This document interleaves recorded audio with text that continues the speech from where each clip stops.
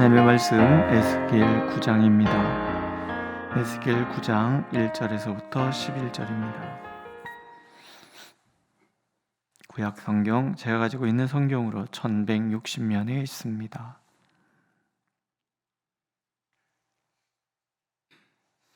우리 함께 읽겠습니다. 1절. 또 그가 큰 소리로 내게 외쳐 이르시되 이 성을 관할하는 자들이 각기 죽이는 무기를 손에 들고 나오게 하라 하시더라. 내가 보니 6사람이 북향한 윗문길로부터 오는데 각 사람의 손에 죽이는 무기를 잡았고 그 중에 한 사람은 가는 베옷을 입고 허리에 서기관의 먹그릇을 찼더라. 그들이 들어와서 놋제단 곁에 서더라. 그룹에 머물러 있던 이스라엘 하나님의 영광이 성전 문지방에 이르더니 여호와께서 그 가는 베옷을 입고 서기관의 먹그릇을 찬 사람을 불러 여호와께서 이르시되 너는 예루살렘 성읍 중에 순행하여 그 가운데에서 행하는 모든 가증한 일로 말미암아 탄식하며 우는 자의 이마에 표를 그리라 하시고 그들에 대하여 내 귀에 이르시되 너희는 그를 따라 성읍 중에 다니며 불쌍히 여기지 말며 공류를 베풀지 말고 쳐서 늙은 자와 젊은 자와 처녀와 어린이와 여자를 다 죽이되 이마에 표 있는 자에게는 가까이 하지 말라. 내 성소에서 시작할지니라 하시매 그들이 성전 안에 있는 늙은 자들로부터 시작하더라. 그가 또 그들에게 이르시되 너희는 성전을 더럽혀 시체로 모든 뜰에 채우라. 너희는 나가라 하시매 그들이 나가서 성읍 중에서 치더라. 그들이 칠 때에 내가 홀로 있었는지라 엎드려 부르짖어 이르되 아하 주 여호와여 예루살렘을 향하여 분노를 쏟으시오니 이스라엘의 남은 자를 모두 멸하려 하시나이까. 그가 내게 이르시되 이스라엘과 유다 족속의 죄악이 심히 중하여 그 땅에 피가 가득하며 그 성읍에 불법이 찼나니 이는 그들이 이르기를 여호와께서 이 땅을 버리셨으며 여호와께서 보지 아니하신다 함이라. 그러므로 내가 그들을 불쌍히 여기지 아니하며 국류를 베풀지 아니하고 그들의 행위대로 그들의 머리에 갚으리라 하시더라. 보라 가는 베옷을 입고 허리에 먹그릇을 찬 사람이 복명하여 이르되 주께서 내게 명령하신 대로 내가 준행하였나이다 하더라. 아멘. 예루살렘이 멸망하기 전입니다. 하나님께서 에스가엘을 환상 중에 예루살렘으로 데리고 가셔서 그곳 성전을 쭉 돌아보게 하십니다. 그리고 이제 하나님께서 심판의 명령을 내리시지요. 심판하는 사람들이 나오라 그랬더니 성읍을 관할하는 자들, 아마도 이 성읍을 지켰던 수천사들이겠죠. 그들 6명이 나옵니다. 각기 죽이는 무기를 손에 들고, 그러니까 이스라엘 예루살렘의 그 멸망이 임박했다, 하나님의 심판이 임박했다 하는 것을 상징을 하죠. 그렇게 된 이유를 하나님이 설명해 주십니다. 9절에 보면 유다 족속의 죄악이 심히 중하여 그 땅에 피가 가득하며 성읍의 불법이 찼다. 이 가득하다, 중하다, 찼다, 이 얘기들이 하나님의 기준점을 넘어섰다라는 거예요. 하나님의 기준점이 있어요. 적어도 여기까지만은. 그 예레미야에게는 의인 한 명만 있어도, 그렇죠? 의인 한 명만 있어도. 근데 그 한 명이 없는 상태가 넘치는 상태라는 거예요. 하나님께서 이 기준점이 넘었을 때까지 참고 또 참고 끊임없이 선지자를 보내셔서 다시 회복시키시기를, 돌아오기를 그렇게 애를 쓰셨던 많은 날들, 참고 참았던 모든 날들, 그 날이 끝났다라는 거예요. 베드로후서 3장에 보면 사람들이 이런 얘기합니다. 하나님이 종말의 시간은 없다. 왜? 여태 없는데 없다. 그로부터 2000년이 지났어요. 여태 없는데 없다. 사람들이 그렇게 말하는 거예요. 근데 얘기하시잖아요.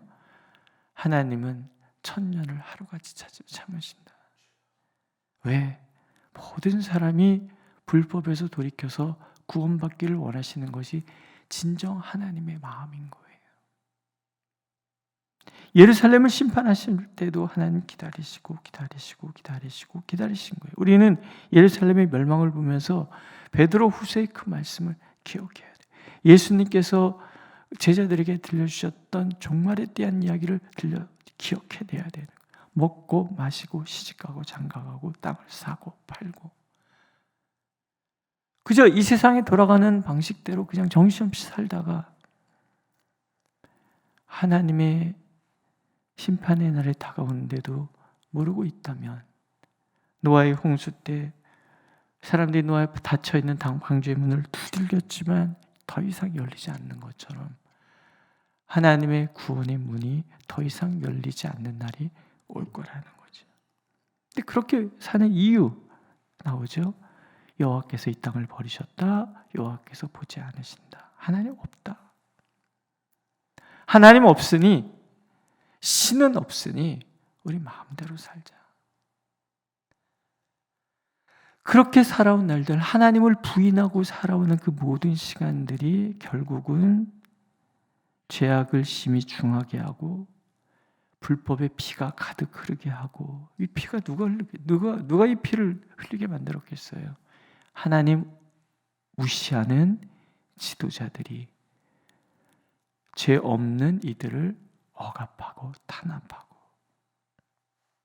모든 나라의 말기에는 항상 우리나라 조선시대도 그렇고 고려시대도 그렇고 신라시대도 그렇고 멸망이 다가왔을 때는 정치 지도자들, 지도직급에 있는 사람들의 착취가 가득해서 그 비명소리가 하늘에 가득 차오르는 거예요.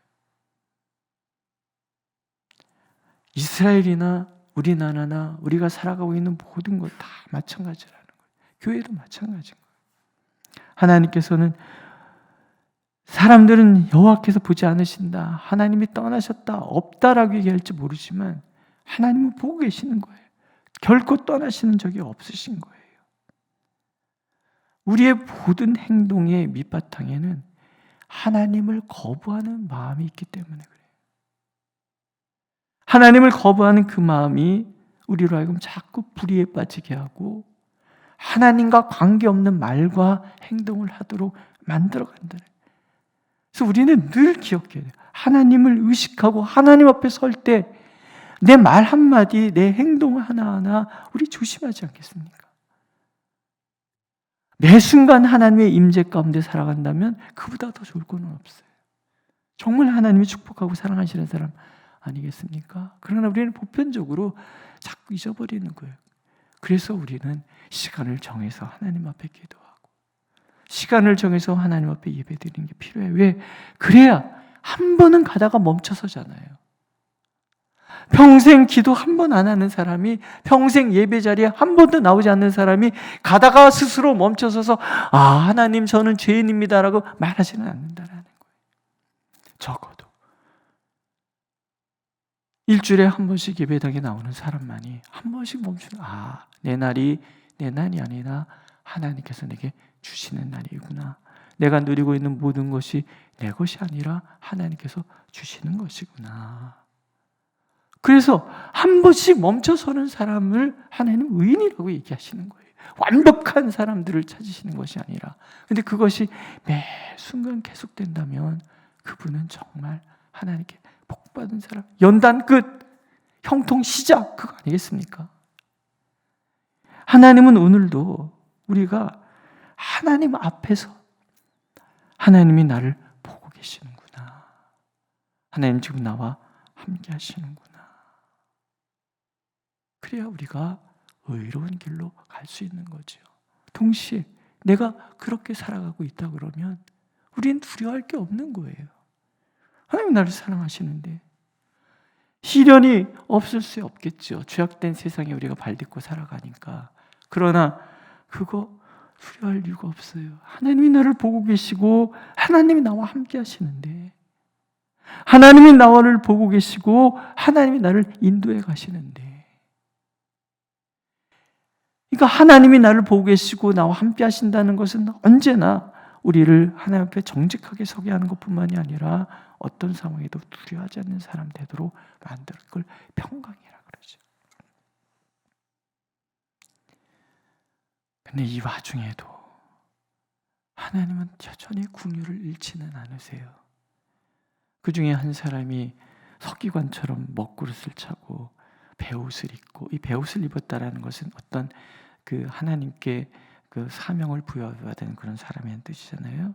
한 사명을 보내서 하나님께서 이마에 표시를 하시는 거예요. 어떤 사람들이냐면 그 가운데서 행하는 모든 가증한 일로 말미암아 탄식하며 우는 자들, 하나님 찾으시는 의인이지요. 그들의 이마에 먼저 이 사람이 나가서 표를 다 하는 거예요. 그리고 나머지 사람들이, 심판자들이 따라가면서 하나님이 정말 초토화시키잖아요.